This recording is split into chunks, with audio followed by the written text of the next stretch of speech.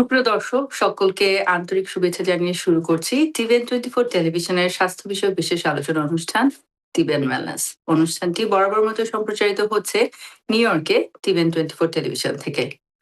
আজকে আমরা এই মুহূর্তে সারা বিশ্বব্যাপী একটি ঘটমান পরিস্থিতি নিয়ে আলোচনা করব, যার আহ, অ- যে ঘটনার প্রেক্ষাপটে আমাদের সকলেরই শরীর স্বাস্থ্য ব্যাপকভাবে বিঘ্নিত হচ্ছে, আমাদের সুস্থতা এবং স্বাভাবিক জীবন। Hit waves. আমরা জানি যে যুক্তরাষ্ট্র সহ সারা পৃথিবীতে এই মুহূর্তে হিট ওয়েভস প্রবাহিত হচ্ছে, এবং এই হিট ওয়েভস কিন্তু আসলে আমাদের শরীরের উপরে অনেক ধরনের প্রভাব ফেলে, যেটা বয়স্ক এবং অল্প বয়সী শিশু তাদের জন্য তো আমরা যারা সকলে সুস্থ সবল এবং ইয়ং পিপল, তাদের জন্য কিন্তু হিট ওয়েভস অনেকভাবে আসলে একটি ভয়াবহ পরিস্থিতি সৃষ্টি করতে পারে। আমরা যদি ছোট ছোট কিছু গুরুত্বপূর্ণ ইনফরমেশন না জানি এবং খুব সাধারণ গুরুত্বপূর্ণ কিছু নিয়ম মেনে না চলি, সেটা আমাদের মৃত্যুর কারণ পর্যন্ত হয়ে দাঁড়াতে পারে। আজকের অনুষ্ঠানে এই মুহূর্তে আমাদের সাথে সরাসরি সংযুক্ত আছেন আমাদের বিশেষজ্ঞ চিকিৎসক, family medicine specialist doctor Sakhawat Hossain Manju. Doctor Hossain, আপনাকে আমন্ত্রণ জানাচ্ছি আজকের আলোচনায়। ধন্যবাদ ডক্টর হাফসিমা, ধন্যবাদ টিভিএন কে আমাকে আমন্ত্রণ জানানোর জন্য।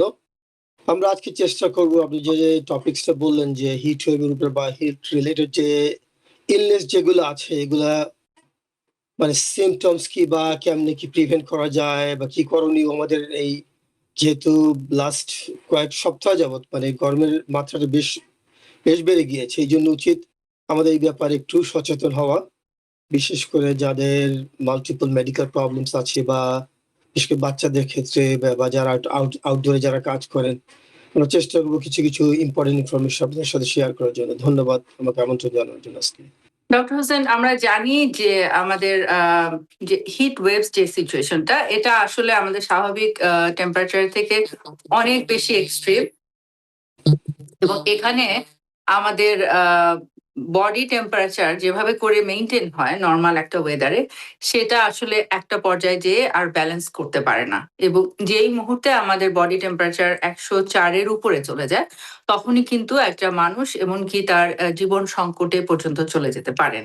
নর্মালি যেভাবে আমাদের বডি সোয়েটিং এর মাধ্যমে আমাদের বডি টেম্পারেচার ব্যালেন্স করে, কিন্তু এক্সট্রিম ওয়েদারে দেখা যায় যে বডি সেভাবে করে সোয়েট করে আসলে টেম্পারেচারটা রেগুলেট করতে পারে না, এবং সেখান থেকে কিন্তু আমাদের শরীরে নানা ধরনের ঝুঁকির ভিতরে পড়ে যায়। যারা অসুস্থ এবং নানা ধরনের ডিজিজ কন্ডিশনে আছেন, স্পেসিফিক বিভিন্ন ধরনের মেডিকেশনে আছেন, তারা তো বিশেষভাবে ঝুঁকির ভিতরে থাকেই, বয়স্ক এবং শিশুরা থাকে, কিন্তু এর বাইরে আসলে কোনো মানুষই কিন্তু নয়। সেখান থেকে শুরুতেই সকলের প্রতি আমি একটু বিশেষ করে অনুরোধ করব যে যতটা সম্ভব আপনারা এই সিচুয়েশনে কিন্তু ঘরের ভিতরে থাকবেন, এয়ার কন্ডিশনের ভিতরে থাকবেন, বডি যত বেশি কুলিং রাখা যায়, এবং খুবই লাইট কাপড় চোপড় পরতে হবে। আমাদেরকে খেয়াল রাখতে হবে যেন আমার যেই মুহূর্তে কোনো অস্বস্তি বোধ হচ্ছে কিনা, এবং তাহলে খুব যত তাড়াতাড়ি সম্ভব নিজেকে কুলিং করবার জন্য যা যা করা সম্ভব সবকিছু করতে হবে। এই বিষয়গুলো আজকে আসলে আমরা বিস্তারিত আলোচনা করব। তো শুরুতে ডক্টর হোসেন, আপনার কাছে জানতে চাইবো যে হিট ইলনেস বলতে আসলে আমরা কি বুঝছি, এবং এর ভিতরে কি কি ধরনের মেজর সিচুয়েশন গুলো আছে? হিট ইলনেসের মধ্যে সবচেয়ে মাইল্ড যেটা হচ্ছে মানে হিট র্যাশ, যেটা বাংলা যেটা যে পেশেন্টের ঘামাচি হয়েছে বা এই টাইপের কোনো কিছু, এটা মানে itchy skin, just simple heat rash, ওগুলোও তো মেজর একটা প্রবলেম না। কিন্তু তারপর যে প্রবলেমগুলো হচ্ছে, যেমন ফার্স্ট হচ্ছে হিট ক্র্যাম্পিং হয়। পেশেন্ট একটা অনেকক্ষণ যদি অনেক গরম টেম্পারেচার এক্সপোজ থাকে বা এনাফ হাইড্রেশন না থাকে বা অন্যান্য মেডিকেল প্রবলেম যদি তাদের থেকে থাকে, দেখবেন যে একটা পেশেন্ট যদি অনেকক্ষণ হিট এক্সপোজারে ছিল, এনাফ হাইড্রেশন নাই বা মানে বডির যে মেইন যে মাসেল গুলা, যে লিমসের যে মাসেল গুলো, আমাদের হাত পায়ের যে মাসেল, অ্যাবডোমেনের মাসেল, এগুলো কিন্তু প্রচন্ড ক্র্যাম্পিং শুরু হয়। কিন্তু এটা হচ্ছে হিট ক্র্যাম্পিং। আর নেক্সট আসে হিট এক্সস্টন, যেটা আমরা কিন্তু ওভারঅল দেখি, কিন্তু কিন্তু আমরা অনেক সময় এটা অতটা মানে গুরুত্ব দেই না বা বুঝতে পারি না যে এটা হিট এক্সস্টন যেটা হচ্ছে। বিশেষ করে দেখবেন যে কেউ হয়তো একটু গরমে হাঁটাচলা বেশি করতেছে, এনাফ ফ্লুইড ছিল না সিস্টেমে, বা এট দ্য সেম টাইম হয়তো আউটসাইড টেম্পারেচার অনেক বেশি ছিল এবং অনেকক্ষণ বেশিক্ষণ ধরে এক্সপোজ ছিল আউটসাইড মানে গরম টেম্পারেচারে। এই জন্য কিন্তু হিট এক্সস্টনটা চলে আসে। হিট এক্সহশন যদি খুব একটা এক্সট্রিম পর্যায়ে চলে যায়, আপনি যেটা আগেই বললেন, কারণ যদি বডি টেম্পারেচার 104 ডিগ্রি পৌঁছে গেছে, তখন কিন্তু যেহেতু আউটসাইড টেম্পারেচার অনেক বেশি, তখন কিন্তু বডি ওই এক্সেসিভ সোয়েটিং এর মাধ্যমে বডি যে ব্যালেন্স কিন্তু মেনটেন করতে পারে না। তখনই কিন্তু ওয়ার্স্ট কেস সিনারিও কিন্তু হিট স্ট্রোক যেটা বলে আমরা, ওই এগুলো কিন্তু হতে পারে। ওইসব সিচুয়েশনে একটা সেম পেশেন্ট, যে পেশেন্ট অলরেডি কাইন্ড অফ তার হয়তো হিট এক্সহশন ছিল, অতটা মানে টেক কেয়ার করেনি বা এনাফ ফ্লুইড খাচ্ছিল না, বা মানে লং এক্সপোজার যখন থাকে, তখন কিন্তু দেখা যায় পেশেন্টটা তাদের হেডেক হচ্ছে, ডিজিনেস লাগতেছে, বা নাউজিয়া ফিলিং, ভমিটিং, বা অনেক সময় মানে কনফিউশন স্ট্যাটাস চলে আসতে পারে, মানে যে পেশেন্ট ইজ হয়তো মানে ডিসওরিয়েন্টেড লাগতেছে, পেশেন্ট কি বলতেছে ডাজন্ট মেক মাচ সেন্স। তখনই কিন্তু এইসব ব্যাপার আমাদের একটু বেশ সচেতন হওয়া উচিত, যেন এইসব patient most probably heat stroke হচ্ছে, ওগুলো কিন্তু খুবই একটা লাইফ থ্রেটেনিং সিচুয়েশন। বিশেষ করে আমি বলবো যে মনে করেন হিট স্ট্রোকে পেশেন্ট কিন্তু ম্যাক্সিমাম সময় আমরা অলওয়েজ রিকমেন্ড করি, call the 911, take the patient to the emergency room. মানে ইমার্জেন্সিতে নেওয়ার আগে মেইন ট্রিটমেন্ট হচ্ছে পেশেন্টের মানে অ্যাজ সুন অ্যাজ পসিবল, যাতে মানে বডি টেম্পারেচারটা মানে নামানো যায়। সেটা কিভাবে? ইজিলি একটা পেশেন্ট যদি মানে অনেকক্ষণ যে গরম এনভায়রনমেন্টে থাকে, সে যদি একটু মানে এয়ার কন্ডিশনিং এর ভিতরে ঠান্ডা পানি খাওয়া, enough hydration with the electrolyte সহ ওগুলো আরো বেটার। কারণ যেহেতু সোয়েটিং এর সময় মেইন ঝামেলা করে কিন্তু এই যে ফ্লুইডটা প্লাস সোডিয়াম, এই দুটো জিনিস যখনই মানে পেশেন্ট ডিপ্রাইভ হয়, তখনই কিন্তু এই যে অল্টার মেন্টাল স্ট্যাটাস বা কনফিউশন স্ট্যাটাসে চলে আসে। এই জন্য উচিত আমি বলবো, বিশেষ করে এই গরম টেম্পারেচারে যারা কি যে অনেকে আছেন যারা আউটডোরে কাজ করেন, তাদের জন্য তো আরো বেশি গুরুত্বপূর্ণ যে মানে মানে লম্বা সময় কাজ না করে একটু পর একটু ব্রেক নিয়ে যে এনাফ ফ্লুইড খাচ্ছে কিনা, এনাফ ইলেকট্রোলাইট আমার বডিতে যাচ্ছে কিনা, এগুলো একটু বেশ সিরিয়াসলি তাদের কনসিডার করা উচিত, না কিন্তু পেশেন্ট কিন্তু বেশ সিক হয়ে যায় সবের জন্য। আপনি বললেন যে হিট স্ট্রোকের কথা।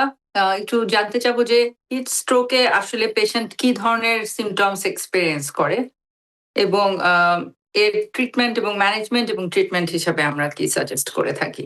কারণ যেহেতু এই সিচুয়েশন গুলোতে আসলে ইনিশিয়ালি কিন্তু পেশেন্ট এবং তার আশেপাশের মানুষকেই পদক্ষেপ নিতে হবে। ফার্স্ট এইড সার্ভিস বা এমার্জেন্সি হেলথ ওয়ার্কাররা পৌঁছানোর আগে কিন্তু ইনিশিয়ালি আশেপাশের মানুষকেই পদক্ষেপ নিতে হবে। না হলে কিন্তু অল্প কিছু সময় একটা মানুষের জীবন এবং মৃত্যুর একটা মাঝামাঝি সিচুয়েশন হয়ে যেতে পারে। না, তা তো অবশ্যই, হ্যাঁ, মানে আপনি ঠিকই বলেছেন যে কারণ যখন একটা পেশেন্ট যদি হিট স্ট্রোকের টিপিক্যাল সিমটমস হচ্ছে পেশেন্টটার হেডেক থাকবে, ডিজিনেস থাকবে, বলছে লাইট হেডেডনেস যেটা বলি আমরা, যে মাথা ঘুরায় বা মাথা ঝিমঝিম করতেছে, আবার অনেক সময় কনফিউশন স্ট্যাটাস চলে আসে, মাসেল ক্র্যাম্পিং হয়। অনেক সময় পেশেন্টের এইসব সিচুয়েশনে কারো যদি সাসপিশন থাকে যেন আমি বাইরে অনেকক্ষণ হাঁটাহাঁটি করছি, মানে আমার এখন এই ধরনের সিমটমস হচ্ছে, যে অনেকক্ষণ সে মানে বাইরে কাজ করছে, এখন এই ধরনের সিমটমস হচ্ছে, তখনই তাদের ইজিলি উচিত যেন সে মানে কি বলতেছে doesn't make sense, so that means patient is in confusion status, যে মানে তার সে পেশেন্টের ডিসওরিয়েন্টেড। কিন্তু মানে টিপিক্যাল মানে অনেক সময় আছে যে স্ট্রোকের মতো সিমটম, ওকে স্ট্রোক করলো নাকি, এই জন্য কিন্তু এটার নাম কিন্তু হিট স্ট্রোক যেটাকে বলে। এইসব সিচুয়েশন মেইন হচ্ছে পেশেন্টটাকে যত তাড়াতাড়ি সম্ভব মানে মানে মোস্ট মানে কোল্ড এনভায়রনমেন্টে নিয়ে যাওয়া, যে under air conditioning, enough fluid দেওয়া, তাদের ফ্লুইড এর ইলেকট্রোলাইটস, গেটোরেড ইজি অপশন, যদি মানে গেটোরেড আইস মিক্স করে ইজিলি খাওয়াতে পারেন, কারণ গেটোরেড বাসা যদি না থাকে, সিম্পলি লবণ পানি যদি মানে এটা ঠান্ডা করে পেশেন্টকে খাওয়ানো হয়, তাহলে কিন্তু ইজিলি বডি টেম্পারেচারটা কমানো যায়। Even cold sponging, that helps a lot. Cold sponging very typical, ice cold water নিয়ে একটা টাওয়াল নিয়ে পানিতে সোক করে কিন্তু তার হেড টু টো যদি মোছায় দেয়, তখন কিন্তু বডিতে ইজিলি ওই টেম্পারেচার লুজ করতে পারে। আমি বলবো যে আনটিল আনলেস মানে আসলে যে অ্যাম্বুলেন্স না আসা পর্যন্ত বা 911 কল করলেন, এগুলো কিন্তু এইসব পেশেন্ট কিন্তু অনেক সময় শর্ট টার্মে কিন্তু বেশ মানে খারাপ অবস্থায় চলে যেতে পারে। এই জন্য আমি বলবো যখনই এইসব যে সাসপিশন থাকে, সেটা তাদের ডায়াবেটিস থাকুক যাই থাকুক, ওই সিচুয়েশনে কিন্তু ওই যে সুগার বেড়ে যাবে, আমি একটু স্যালাইন খাওয়ালে বা একটা গেটোরেড খাওয়ালে বা একটা জুস খাওয়ালে, ঠান্ডা জুস, ওইসব চিন্তা করার ন্যূনতম কোনো কারণ নেই কিন্তু। কারণ একটা পেশেন্ট কিন্তু একটু সুগার 200 থেকে 300 তে গেলে ওই পেশেন্ট কিন্তু মারা যাবে না, ওই সুগারের জন্য বা গেটোরেডের জন্য, কিন্তু সেম পেশেন্ট যদি একটু তার যদি হিট স্ট্রোকের সিমটম যদি থেকে থাকে, যে পেশেন্টও মানে পেশেন্ট উল্টাপাল্টা কথা বলতেছে, এই অবস্থা ছিল না, সে ভালো মানুষ বের হয়ে গেল, হাঁটাচলা করে আসছে, এখন তার এই অবস্থা হচ্ছে কেন? এইসব সিচুয়েশন আমি বলবো অ্যাজ সুন এজ পসিবল, মানে এয়ার কন্ডিশন বলেন, বাসায় সবার বাসায় ফ্যান থাকে মোর অর লেস, আর মানে আলহামদুলিল্লাহ মোটামুটি মানে সবার বাসায় তো মোটামুটি এয়ার কন্ডিশনিং আছে আমেরিকায়, যে জায়গায় বলেন। এইসব সিচুয়েশন মানে আর্লি ট্রিটমেন্ট এগুলোই করা উচিত তাদের। তো heat heat rash, heat cramp, heat exhaustion অনেকগুলো টার্ম আসলে আপনি বললেন। তো আমি আরেকটু জানতে চাবো প্রত্যেকটা সম্পর্কে ডিটেলসে। তো হিট র্যাশ যখন একটা মানুষের হচ্ছে তখন সে কি ধরনের সিমটমস দেখতে পাবে? হিট র্যাশের মধ্যে যেমন বেশ কিছু ইচি, মানে একটু স্মল পিম্পল টাইপ, মানে র্যাশের মতো উঠে। এটা হয় দেখা গেলে একজন হয়তো বিচে গেল, বা একজন হয়তো মানে একটু মানে গরম এনভায়রনমেন্ট অনেকক্ষণ ছিল, মানে তাছাড়া প্লাস আবার আমরা যেটা বলি যে একটা টাইট ক্লোদিংস পরা ছিল, এগুলো মেইন রিজন কিন্তু হিট র্যাশের। অনেক সময় লুজ কটন ক্লোদিংস ওগুলো কিন্তু হেল্প করে টু প্রিভেন্ট মানে সব সিচুয়েশন। মানে কারো যদি হিট র্যাশ এভাবে হয়ে থাকে, যে কেউ হয়তো বাইরে ছিল, মানে টাইট কাপড় চোপড় পরা ছিল, মানে এখন মানে মাসবে টিপিক্যাল ঘামাচির মতো হয়েছে, এখন ট্রিটমেন্ট করণীয় হচ্ছে মানে যেসব ক্যালামাইন লোশন আছে সেগুলো ইউজ করতে পারে, অবশ্যই সিম্পল কর্টিসন ইউজ করি আমরা এতেই মানে। আর আর যে ইমিডিয়েট যদি পেশেন্ট যদি ইচিং হচ্ছে, যে বাইরে গিয়েছিল তার হঠাৎ করে র্যাশ হয়েছে, সেম থিং সেম আমি যদি যেমন দ্যাট অ্যাপ্লাইজ এনি সিচুয়েশন, বলবো যে পেশেন্ট নিজ immediate cooling off the body. হ্যাঁ, মানে ইমিডিয়েট বডিটা ঠান্ডা করার জন্য যে সিচুয়েশনটা দরকার, ওইটাই মানে হচ্ছে ইনিশিয়াল ট্রিটমেন্ট হিট র্যাশের জন্য। পরবর্তীতে হয়তো মানে কোডিজিন ক্রিম ইউজ করা যায়, ক্যালামাইন লোশন এগুলো ইউজ করে, এগুলো মানে টিপিক্যাল ট্রিটমেন্ট আমরা ইউজ করি মানে হিট র্যাশের জন্য। আর হিট ক্র্যাম্প যেটা বললেন, এটা হয় কিন্তু এটা মানে কাইন্ড অফ আর্লি স্টেজ। একজন মানে একটা পেশেন্ট অনেকক্ষণ মানে গরম এনভায়রনমেন্টে ছিল, কাজ করতেছে, সোয়েডিং হচ্ছে, তখনই কিন্তু যখনই সোডিয়াম বা ইলেকট্রোলাইটস এগুলা বা ফ্লুইডে যখন বডিতে ঘাটতি পড়ে, তখনই কিন্তু মানে ইসের মানে হাত পায়ের যে মাসেল গুলা বা অ্যাবডোমেনের যে মাসেল, এগুলো কিন্তু বেশ পেইনফুল ভাবে ক্র্যাম্পিং হয়। এইসব ক্র্যাম্পিং মানে মাঝে মাঝে বেশ পেইনফুল। ওই সিচুয়েশনে পেশেন্ট যদি দেখা গেল যে একটু ইলেকট্রোলাইট মিক্স যদি কোনো জিনিসপত্র খায়, যেমন সিম্পলি গেটোরেড বলেন, পিডিয়ালাইট বলেন, বা সিম্পলি অরেঞ্জ জুসে প্রচুর ইলেকট্রোলাইটস বা অন্যান্য কিছু আছে, এগুলো কিন্তু ভালোই হেল্প করে। এসব পেশেন্ট কিন্তু এত সুইফট রিলিফ পায় যে চিন্তা করার মতো না। আর হিট এক্সশন যেটা, হিট এক্সশনের দ্যাট কাইন্ড অফ আমি বলবো হিট স্ট্রোকের যে মানে প্রিভিয়াস যে symptoms, that's very typical heat exhaustion. Patient দেখবেন আমার বেশ টায়ার্ড লাগতেছে, আমার অস্থির লাগতেছে, আমার মানে ডিজিনেস, হেডেক, মানে অনেক সময় নজিয়া ফিলিং হচ্ছে, অনেক সময় বমিও হয় অনেকের। এগুলো হচ্ছে very typical heat exhaustion. Same thing, ওই সেম পেশেন্ট যদি একটু কতক্ষণ রেস্টে থাকে, এনাফ দেখা গেল মানে মানে মানে ইলেকট্রোলাইট রিচ যদি ফ্লুইড যদি সে ড্রিঙ্ক করে, ওইসব পেশেন্ট কিন্তু ইজিলি নিজেদের ট্রিটমেন্ট নিজেরাই করতে পারে।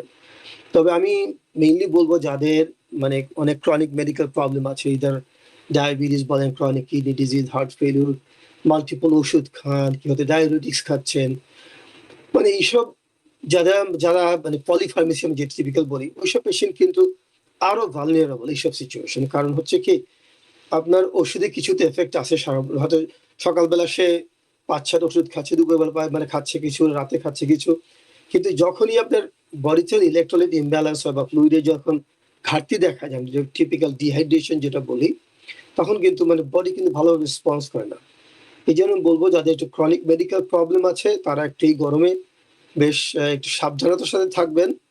মেইনলি হচ্ছে যে এনাফ ফ্লুইড যাতে আপনার শরীরে যায়, at the same time electrolytes যাতে যায়। খালি খালি স্টেট আমি সাদা পানি খেলাম তার কিন্তু অনেক সময় কাজ হয় না, যদি মানে শরীর যদি বেশি যদি ঘামায়, যে এক্সেসিভ সোয়েটিং যেটা বলি আমরা, সেটা যদি হয়, আমি বলবো স্ট্রেট মানে সাদা পানি না খেয়ে সাথে একটু ইলেকট্রোলাইটস কিছু অ্যাড করে নিন, যেটা যার যেভাবে সুবিধা। বিভিন্ন ধরনের ইলেকট্রোলাইটস পাউডার আছে, ফ্লুইড আছে, replacement lot of easy option আছে আমাদের জন্য। হিট ক্র্যাম্পে আমরা যেটা বলছিলাম সেখানে রhabdomyolysis আসলে হয়ে থাকে, যার ফলে পেশেন্ট এ ধরনের সিচুয়েশন এক্সপেরিয়েন্স করছেন। হ্যাঁ, rhabdomyolysis যেটা যেমন একটা মেডিকেল টার্ম হয় কি মানে মানে আমাদের মাসলের টিস্যু গুলা মানে এগুলো সেলগুলো আস্তে আস্তে ব্রেক ডাউন শুরু করে। এই জন্য ওই যে ক্র্যাম্পিং যেটা হয় ওটা কিন্তু অনেক সময় কিডনিতে প্রচন্ড এফেক্ট করে। কিন্তু যদি rhabdomyolysis যদি শুরু হয় একটা পেশেন্টের, কারণ আমি যেটা বলতেছি যেমন মাসেলের সেল ব্রেক ডাউন হচ্ছে, ওইটা আমরা বলি একটা কেমিক্যাল বা ক্রিয়েটিনিন কাইনেস বলে। ওটা কিন্তু আলটিমেটলি অনেক সময় পেশেন্ট কিডনি ফেলিউর করতে পারে যদি হিট এক্সশন বলে, হিট স্ট্রোক থেকে। কারণ দ্যাটস দ্য অনলি রিজন, কারণ ডিহাইড্রেশনে আপনার মাসেল ব্রেকডাউন হচ্ছে, আপনার কিডনি এনাফ সার্কুলেশনে মানে এনাফ ভলিউম পাচ্ছে না, সেটা এই জন্য কিন্তু মানে কিডনি ফেলিউর কিন্তু বেশ ইজিলি দেখা গেল একটা পেশেন্ট যদি হিট এক্সশন বা হিট স্ট্রোকে সাফার করে, তাদের যে কিডনি ফাংশন থেকে কমে যায়, আল্লাহ বি সারপ্রাইজ হতে পারে এটা।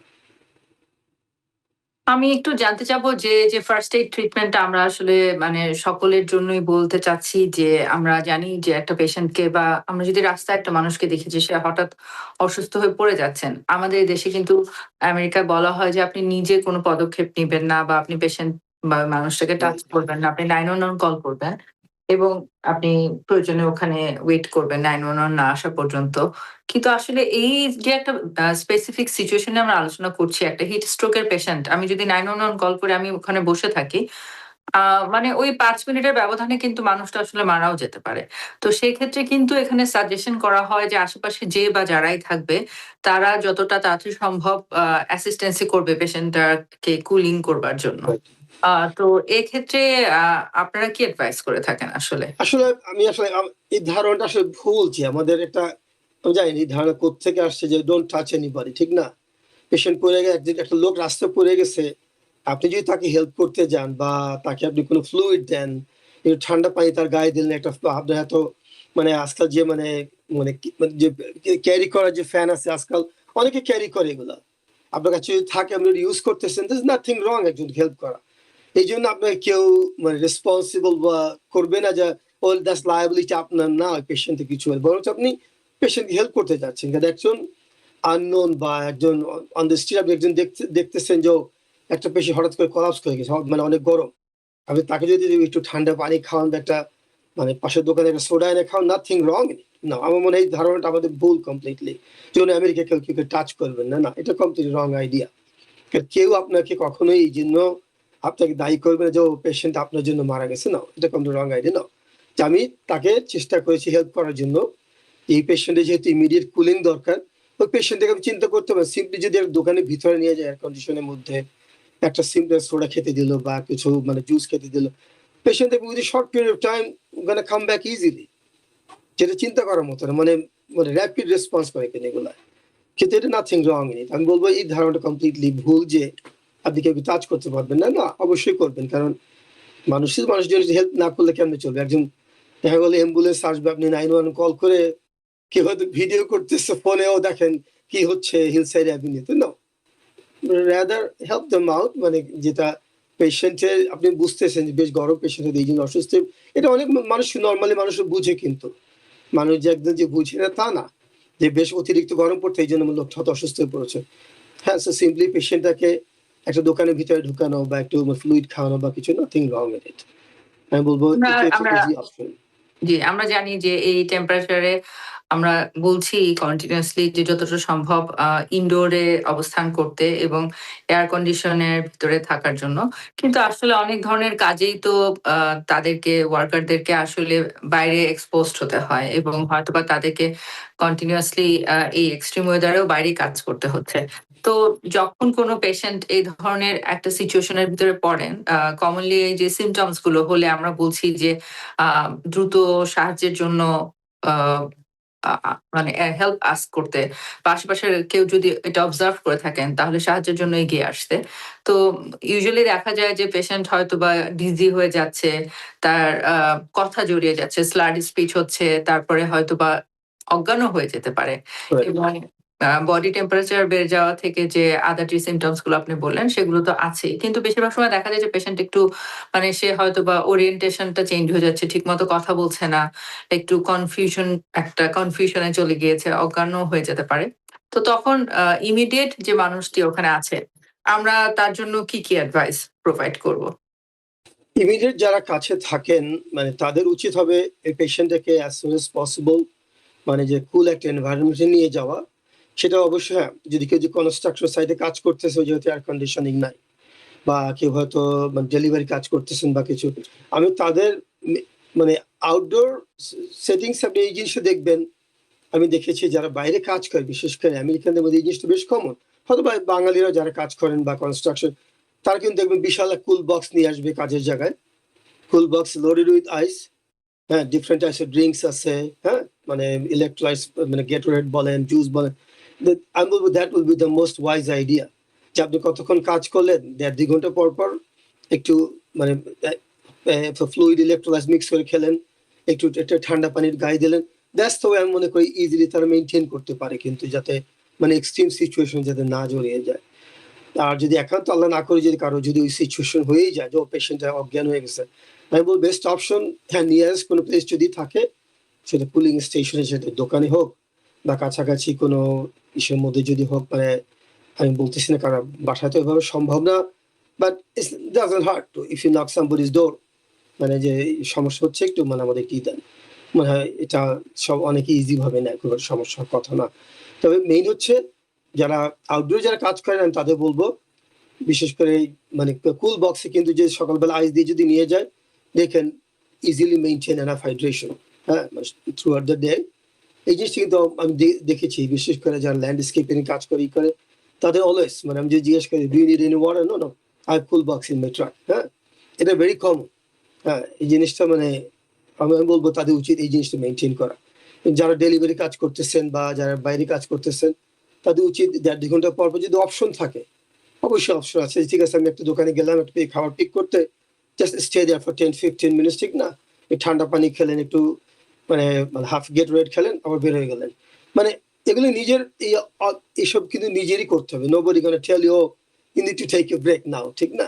কারণ এক্সস্টশন কিন্তু ইজিলি চলে আসে কারণ যখনই আপনি মানে একদমই বাইরে, হ্যাঁ বাইরে কাজ করতেছেন ইজিলি সোয়েটিং হয় বা মুভমেন্ট করতেছে তখন হয় এগুলো। একদমই তাই। সুপ্রিয় দর্শক, আমরা কিন্তু আজকে এই মুহূর্তে সরাসরি আলোচনায় সংযুক্ত আছি। আমাদের family medicine specialist doctor Sakhawat Hossain Manju আছেন আমাদের সাথে। আপনারা কিন্তু আমাদের আলোচনা বা মেডিসিন রিলেটেড যেকোনো প্রশ্নের জন্য আমাদেরকে সরাসরি কল করতে পারেন এবং আমাদেরকে ডায়াল করার জন্য কথা বলে ডায়াল করুন 6463079828 এই নাম্বারটিতে। ডক্টর হোসেন যে আলোচনাটি করলেন, আমি সেই আলোচনার প্রেক্ষাপট ধরেই একটু সিডিসিতে এই মুহূর্তে এক্সাক্ট যে প্রোটোকল সিডিসি দিয়েছে যে কোনো একটা মানুষ যদি আমরা দেখি যে আমার নিজের অসুস্থ লাগছে অথবা আমার পাশে কেউ ধরুন অসুস্থ ফিল করছে হিটে, আমরা রাইট অ্যাওয়ে আমরা যে স্টেপগুলো সিডিসি বলছে ফলো করতে, প্রথমে 911 আমরা কল করব। 911 এর ব্যক্তি না আসা পর্যন্ত আমরা কিন্তু ওই মানুষটির সাথে অবস্থান করব। আমরা চেষ্টা করব তাকে যত তাড়াতাড়ি সম্ভব একটি কুলিং এরিয়া অথবা একটা শেডেড এরিয়াতে নিয়ে যেতে এবং এরপরেই আমরা চেষ্টা করব তাকে একটি কোল্ড ওয়াটার অথবা আইস বাথ দেবার জন্য যাতে বডি টেম্পারেচার যত তাড়াতাড়ি নামানো যায় এবং স্কিন ওয়েট করে ফেলার জন্য চেষ্টা করব। ভিজে একটা টাওয়েল দিয়ে ওই ব্যক্তির ঘাড়, গলা, মাথা, হ্যাঁ শরীর এগুলো বারবার একটু মুছে দিতে হবে, সোক করে দিতে হবে এবং যতটা সম্ভব একটা ওয়েট কোল্ড টাওয়েল যদি তার গায়ের উপরে রেখে দেওয়া যায়, মানে এগুলো সবকিছুই আসলে বডি টেম্পারেচারকে দ্রুত নামাতে সাহায্য করবে। যেহেতু আপনি বললেন যে বডি টেম্পারেচার 104 তার উপরে যখন চলে যায় তখন কিন্তু এটা পার্মানেন্ট ড্যামেজ করতে পারে আমাদের সিস্টেমে এবং এমনকি মানুষের মৃত্যু পর্যন্ত হয়ে যেতে পারে। তো আমরা এই মুহূর্তে চলে যাচ্ছি একটি ছোট্ট বিরতিতে। বিরতির পরই আপনাদের সাথে এই রিলেটেড আরো অনেক গুরুত্বপূর্ণ ইনফরমেশন নিয়ে ফেরত আসছি। আমাদের সাথেই থাকুন। সুপ্রিয় দর্শক, বিরতির পর আবার ফেরত আসছি আপনাদের সাথে আজকের টিভি এন্ড ওয়েলনেস এর আলোচনায়। আজকের আলোচনায় আমরা সংযুক্ত আছি সরাসরি হিট স্ট্রোক এবং হিট রিলেটেড আদার ইলনেস এই বিষয়ে আলোচনা করবার জন্য আমাদেরকে সরাসরি ডায়াল করুন 6463079828 এই নাম্বারটিতে এই বিষয়ে অথবা মেডিসিন রিলেটেড যে কোনো প্রশ্ন জানবার জন্য। ডক্টর হোসেন, আপনি বলছিলেন যে একজন পেশেন্ট যখন তার হিট স্ট্রোক বা রিলেটেড কোনো সিমটমস হচ্ছে কি করে পার্শ্ববর্তী মানুষটি তাকে সাহায্যের জন্য কি তার করণীয় সেই মুহূর্তে। আমরা জানি যে কিছু রিস্ক ফ্যাক্টরস এবং কিছু ভালনারেবল গ্রুপ অফ পিপল আছে যাদেরকে আসলে বিশেষ সতর্কতার জন্য বলা হয়ে থাকে। সেই রিস্ক ফ্যাক্টরস গুলো একটু যদি আলোচনা করেন। আর বেসিক্যালি এই যে হিট স্ট্রোক বা হিট রিলেটেড যে মেজর ইলনেস যেগুলো আছে, এগুলোর জন্য মোস্ট ভালনারেবল হচ্ছে কিন্তু যারা এলডারলি পেশেন্ট, নাম্বার ওয়ান। যারা হয়তো মানে এলডারলি পেশেন্ট, যাদের মাল্টিপল মেডিকেল প্রবলেম আছে, আবার বাচ্চারাও বেশ ভালনারেবল। বাট এই তিনটা গ্রুপ আমি যেটা বলতেছি, হ্যাঁ এরা হয়তো তাদের ইজিলি বেশি এফেক্ট করবে, তাদের কোনো যদি হিট রিলেটেড যদি প্রবলেম যদি হয়। It does not mean that we are spare from it, যে আমাদের এটা হতে পারে না। অবশ্যই আমি বলবো যে কারো ক্ষেত্রে কিন্তু এই জিনিসটা হতে পারে, কিন্তু পার্টিকুলার ওই তিনটা গ্রুপ। এই জন্য দেখবেন যে যখন কোনো মানে হিট ওয়েভের যখন মানে থাকে, অ্যালার্ম থাকে যেন ওয়েদার সার্ভিস থেকে, তখন কিন্তু ওরা সাজেস্ট করে যে না, বিশেষ করে এলডারলি যারা আছে তারা যাতে মানে শেড এরিয়ে থাকে, মানে দিনের বেলা যেন মানে এক্সট্রিম টাইম, বিশেষ করে ওরা যেটা বলে যেমন যখন অ্যালার্ট যেতে থাকে তখন যাতে বাইরে যেতে না বের হয়, মানে শেডেড এরিয়া, মানে কুল এরিয়ায়, plus at the same time যে এনাফ হাইড্রেশন যাতে থাকে। এই জন্য ওই তিনটা গ্রুপে বেশ প্রায়োরিটি দেওয়া হয়, যাতে ওরা যেহেতু বেশি ভালনারেবল হিট রিলেটেড ইলনেসের জন্য। তো আমি বলবো মানে এটা এখন যেভাবে মানে বিভিন্ন মানে এলডারলিদের নিয়ে যে বিভিন্ন নার্সিং হোম বলেন বা লং টার্ম কেয়ার ফেসিলিটি যেগুলো আছে, ওরা কিন্তু মানে এইসব ব্যাপারে মোটামুটি বেশ সচেতন, কিন্তু বিশেষ করে যখন হিট ওয়েভ আসে বা ম্যাক্সিমাম জায়গায় যেহেতু মানে এয়ার কন্ডিশনিং সিস্টেম মোটামুটি ভালো, বিশ্ব পার্টিকুলার আমেরিকার কথা বলতেছি আমি, মানে এই জন্য মানে খুব একটা মানে এই রিলেটেড ডেথ বা প্রবলেম খুব একটা শোনা যায় না। কিন্তু কিন্তু আপনি যেটা দেখছেন যে ইদানিং ইউরোপে, বিশেষ করে ফ্রান্সে শুনছেন তো যে মানে নিশ্চয়ই যে মানে বেশ কিছু লোক মারা গেছে কিন্তু এই হিট রিলেটেড প্রবলেমে।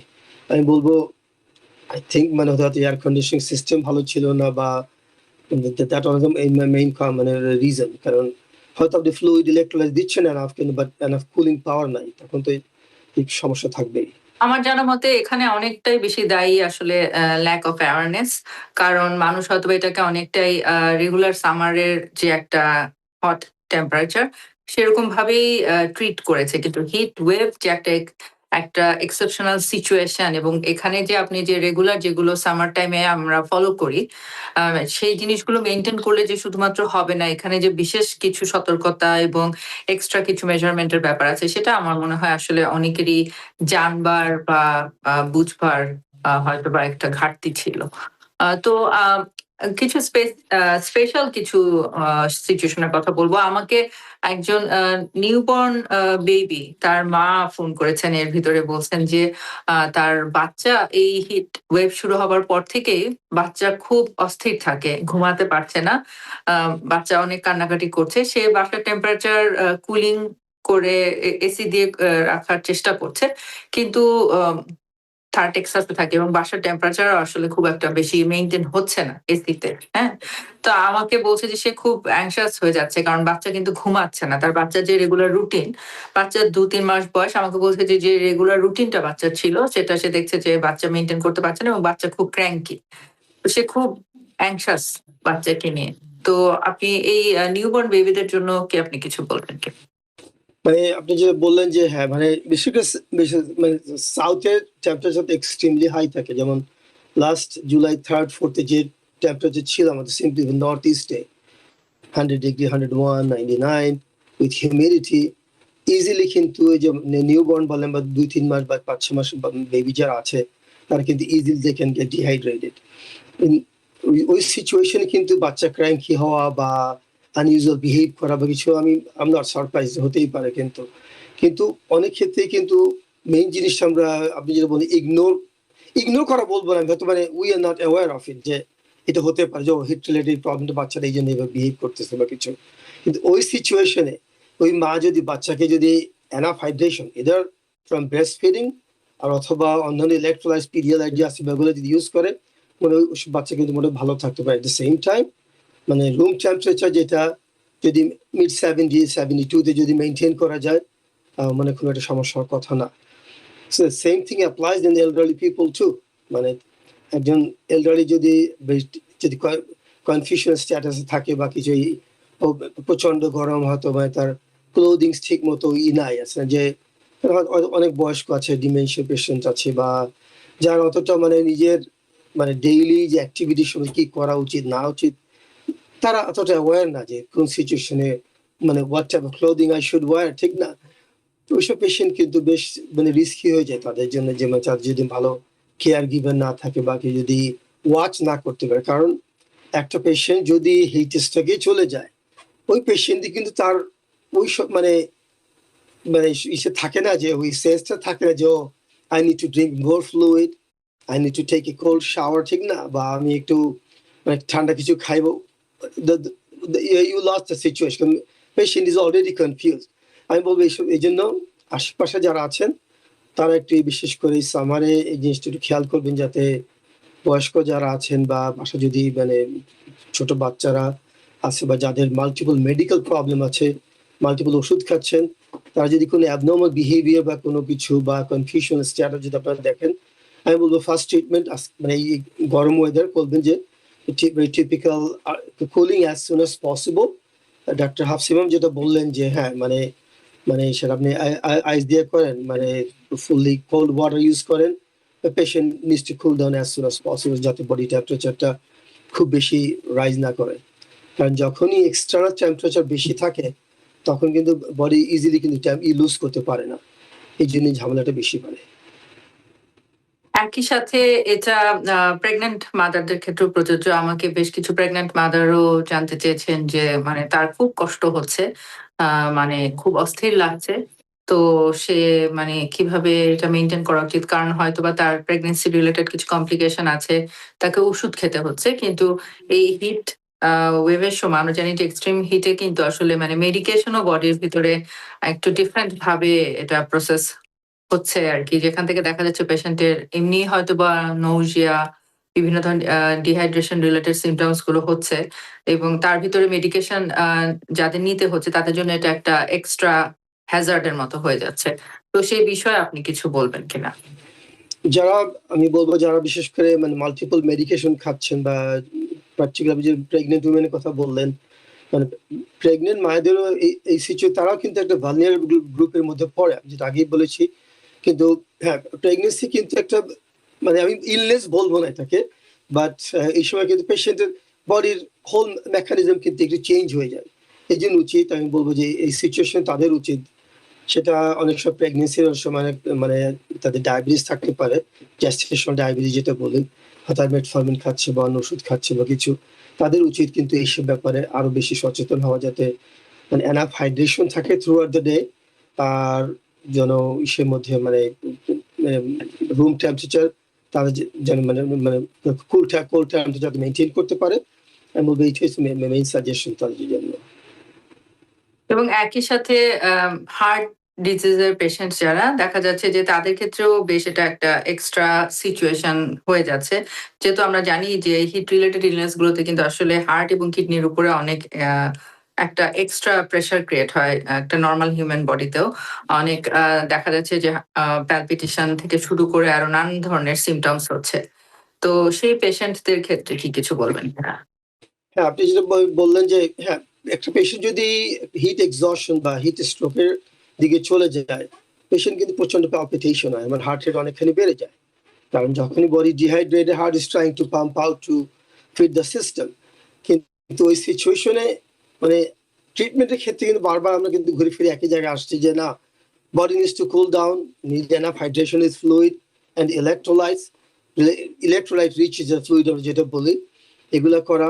আর simply gentle massage of the body that helps, but again cooling and electrolyte rich fluid, these are the two key things. অনেক আপনি অনেক হার্ট ফেলিউর পেশেন্ট বা যারা কার্ডিক যারা পেশেন্ট আছেন, তারা অনেকে ডায়াবেটিক্স খান, অনেকে বেটা ব্লকার খান বা কিছু, তখন কিন্তু মানে যদি যখনই ডিহাইড্রেশন রিলেটেড ট্যাকিকার্ডিয়া, এটি কিন্তু ইজিলি ভাবে ম্যানেজ করা যায় না until unless patient is getting rehydrated. That means patient needs to get enough fluid. তখন দেখবেন যে heart automatically slows down itself. তো এই সিচুয়েশন কিন্তু ওষুধ কোনো ট্রিটমেন্ট না ওগুলোর জন্য, যে ও পেশেন্ট আমি ওষুধ একটা প্রলোভ বাড়ায় দিলে হয়তো হার্ট রেট থেমে যাবে না। পেশেন্টের উচিত মানে এনাফ হাইড্রেশন নেওয়া।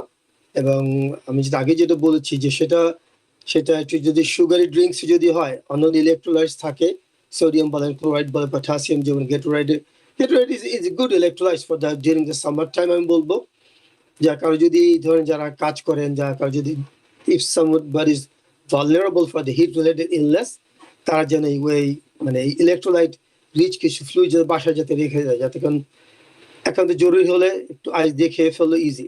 আর যে একান্ত বাসায় না থাকলে সিম্পলি এই আগের স্টাইলে যে ওর স্যালাইন বানাইতো বাসায়, that's more than enough sometimes মানে to give you enough fluid, but you have to do it as soon as possible। আচ্ছা না যে দেখি একটু কি হয় বা কিছু না, মানে try to go into cool area at the same time, electrolyte rich fluid, that's the key treatment for everybody।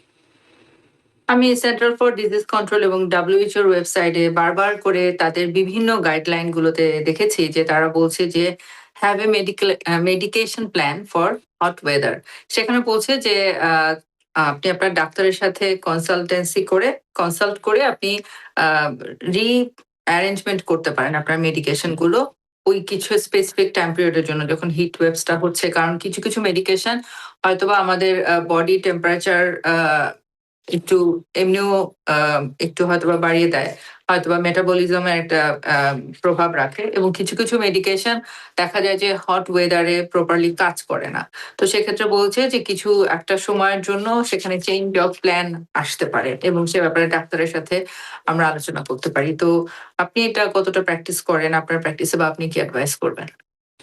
এটা সব পার্টিকুলারলি মানে আমরা মানে এই ওয়ার্ম ওয়েদারে বা হিট ওয়েভের সময় কোনো পেশেন্ট যদি কিছু কিছু মেডিকেশন আমরা মানে বেশি কশাস হই, if someone is very high dose of diuretics, মানে যেসব পেশেন্ট মানে ডায়াবেটিক্স মানে ইউজ করেন, কারণ তারা যেহেতু বডি ফ্লুইড তাদের we are draining ourself with the medication, ওইসব পেশেন্ট কিন্তু বেশি vulnerable. At the same time তো মেটফর্মিন একটা ড্রাগ আছে, বেশ কমন ড্রাগ, ডায়াবেটিক পেশেন্ট খায়। আমি বলবো তারা মেটফর্মিন বন্ধ করে দিবেন তা না, বাট আমার মনে হয় একটু তাদের উচিত একটু ডিসকাস করে টাইমিংটা চেঞ্জ করতে পারে। বিশেষ করে দিনের বেলা যেহেতু হিট রিলেটেড প্রবলেমটা বেশি দেখা যায়, but the way July 3rd 4th যে ছিল থ্রু দ্য নাইটে বেশ গরম ছিল, মানে ওইসব সিচুয়েশনে বলবো আমি তো মানে এক এক রোগী বিভিন্ন ধরনের ওষুধ খাচ্ছেন বা কিছু, আর আরো একটা ওষুধ আছে যেমন ওই যে ফার্সিগা বলেন, আর একটা হচ্ছে জার্ডিয়েন্স, যেগুলো that medication helping to get the sugar from the body. এইসব কিছু কিছু ওষুধ আমি বলবো একটু মানে, আর কিছু হার্টের কিছু কিছু আরো ওষুধ আছে, অ্যামিওডোরন আছে, এগুলো একটু আমি বলবো যে বেস্ট অপশন হচ্ছে যার ডাক্তার সাথে একটু যদি কনসাল্ট করে নেয় যে আমার কোনো কিছু চেঞ্জ করতে হবে কিনা, স্পেশাল টাইমিংটা, আপনার ওষুধ কোনোটাই বন্ধ করতে হবে না, হয়তো টাইমিংটা একটু চেঞ্জ করতে হবে, বা বিশেষ করে পার্টিকুলার দু একটা ওষুধ হয়তো কিছু ডোজ রিডাকশন করা যেতে পারে ডিউরিং এক্সট্রিম সিচুয়েশন, যাতে মানে পেশেন্টরা ইজিলি ডিহাইড্রেটেড না হয়ে যায়। বাট অথবা আমরা যেন পেশেন্টকে ডিহাইড্রেশন দিকে ঠেলে দিচ্ছি, no, patient is getting dehydrated itself, on top of that মানে আমি আরো ডায়াবেটিক্স অ্যাড করতেছি বা কিছু, but just with cautious about this, nothing else. আমরা চলে এসেছি আজকের আলোচনার শেষ পর্যায়ে। তো শেষ প্রশ্ন হিসাবে আপনার কাছে আমি জানতে চাইবো যে প্রিভেন্টিভ মেজার্স গুলো যদি আপনি আবার একটু বিস্তারিত আলোচনা করেন, যে এই হিট ইলনেস প্রিভেন্ট করবার জন্য এক্সট্রিম টেম্পারেচারে আমাদের আসলে কি কি লাইফস্টাইল ফলো করা উচিত, এবং কি কি সতর্কতা অবলম্বন করলে আমরা এই সিচুয়েশনটাকে আসলে অ্যাভয়েড করতে পারি।